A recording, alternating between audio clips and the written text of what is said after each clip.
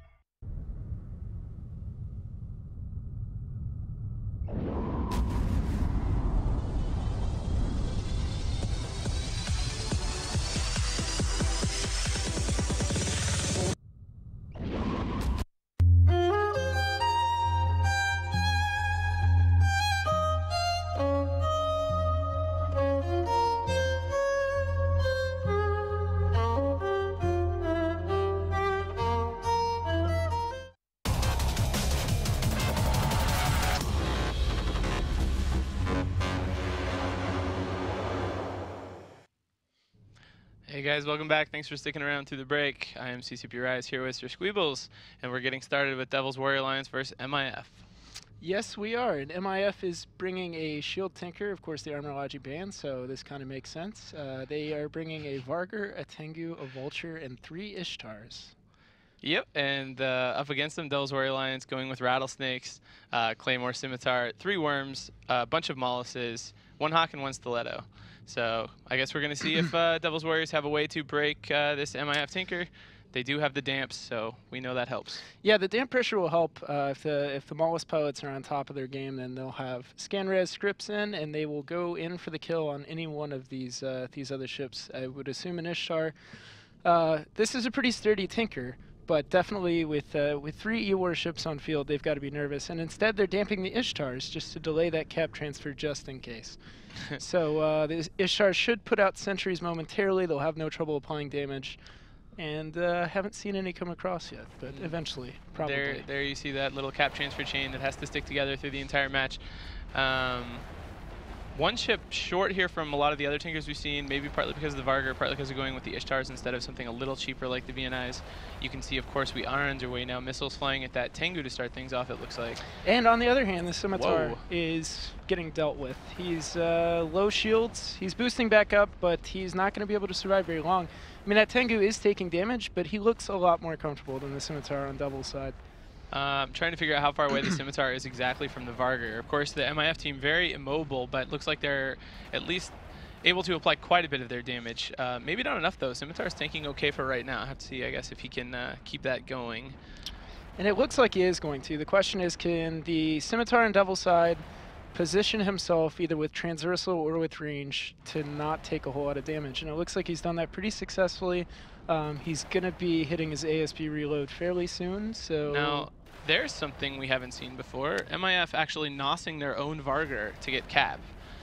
Very interesting twist on the cap chain that we haven't seen much of. And now the Scimitar out of ASB charges looks like he's starting to break under the pressure of those Ishtar bouncers. Yeah, I mean, even with an afterburning speed right now, he's still not able to stay out from under the damage of MIF, and he goes down, which means essentially this is kind of a closed case if there's not any serious piloting errors on MIF's side, or if Devils Warriors doesn't find a way to disrupt these cap transfers. Wow, this is a really, really interesting tactic. They're basically kind of pretending the Vargur has cap transfers, even though it doesn't, by having all the Ishtars nos cap away from the Vargur and then transfer it off to the Tengu. It does look like he does have a cap transfer. Yeah, I mean, he may have like one of his own, but they're generating more cap than they would be able to otherwise by using him, and then they're handing it off to the Tengu. He doesn't really care about having the cap. He just needs to keep his guns active, unless he gets shot at, in which case they can stop nosing him. So that's a really cool idea. And now both the Scimitar and a Maul is dead for Devil's Warrior Alliance.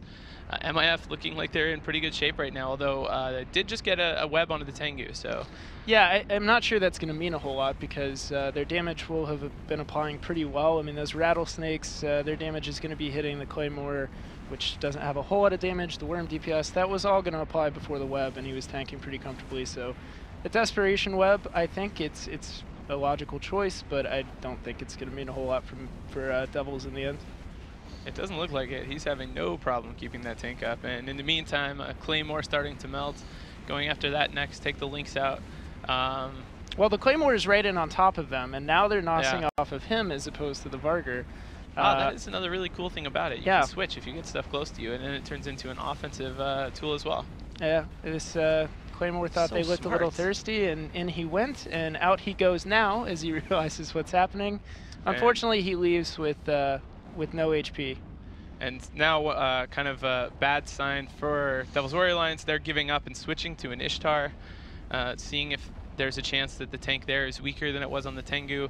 Probably not going to be the case, and it's always hard to have to switch targets late in a match after you've lost some DPS. Right. Like, they've already down a Claymore, so the best chance they had of breaking a tank is already gone. Right. And they used it on a ship that they've now just said we can't actually break. And down goes one of their worms.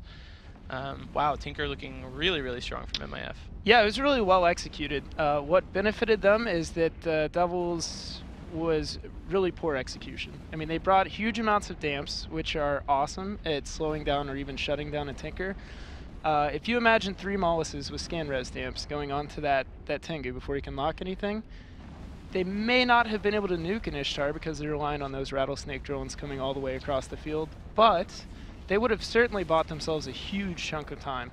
They also did have a really significant amount of sentry drones to start. The I don't know if the rattlesnakes dropped sentries, but actually probably, I think they did. There's bouncers out on the field, so I think they actually did try to get damage going right away instead of using mobile drones. And so yeah, they missed a window that they could have used where an Ishtar wouldn't have had any reps coming in. It is important to note also that Devil's Warriors is one of the only teams thus far that has brought Navy Dominixes at some point in the tournament. So you're seeing a small history of poor decisions made. Unfortunately, it happened again this bad. I mean, but really, it does come down to the Maulist. There's not a whole lot more to talk about. Their setup was good, I think. Like, there's nothing innately wrong with that. It's not a new setup. We've seen it. I think they should have brought Navy Dominis in this match. Really? Yeah. Do you? Absolutely. Yeah. Tell me more about that. Well, it's like a rattlesnake in that it does a lot of damage, but it's much less versatile. Right, and much more ineffective. But it has a wow factor. Yeah, exactly. Yeah. Nobody sees it coming. Yeah, rattlesnakes are kind of played out at this point. Exactly. This first rattlesnake, okay, forget the name, but this first rattlesnake is going down. That's Mithrandir Min. I mean, look, first match in the commentator booth. You got to warm up before you try these things. You don't want to pull a vocal cord. Rattlesnake going down. He's into armor. I'm guessing he does not have an armor tank, so he will not, and that is indeed the case. He's out of armor and into structure. I think my week would actually improve like quite a bit if you pulled a vocal cord. Yeah, it'd be nice. That's funny because just talk to other people more. Yesterday you barely had a voice. Yeah, I made it though. Yeah. I did a good job. You kind of look like a ghost coming in. Who's MIF gonna fight later today? Now that they've clearly won this match. I don't think they do fight later today, do they? Oh, maybe not. I guess we started our kind of round 2s for the day, and even though MIF's only fought once, I guess they won't have one. It'll be tomorrow that they. Right. So back to how you looked yesterday. You also I look nice every day. Thank you. You injured your knee in a breakdancing accident the night before. That's true. Yeah. I'm not ashamed of that. Yeah, added a little character coming into the studio, but some remarks were made it's that just you good didn't that look we up didn't to have to commentate and walk at the same time. That is true. Yeah.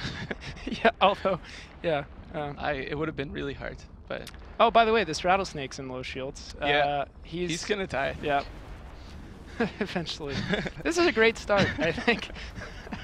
But this Tinker, How come it does so much damage? It seems like they had no problem breaking a scimitar. Even Well, though, okay, here's an actual question instead of filler. Why not a golem? Why a Vargur? Because a golem gets a huge target painter bonus, which does help the application from not only the Ishtars, but it would help its guns. I think the Vargur is amazing, stylistically, and who doesn't love Mimitar, but I don't understand that choice necessarily unless maybe there's some super secret in the high slots that he didn't have to use. But even then, you could do the same with the golem. So I don't get that choice. I mean, my only guess, and something that we don't actually talk about very much, even though it is often relevant, is skill point limitations on TQ. It doesn't come up too much, and I think at this point we kind of assume that all these alliances have infinite resources, but that's of course not the case. And if the best candidate they have for a Marauder pilot, like if you have someone who does have Marauder 5, but he doesn't have Battleship 5 for Amar or for Kaldari, then that could be the reason, and they might just be making kind of a second pick.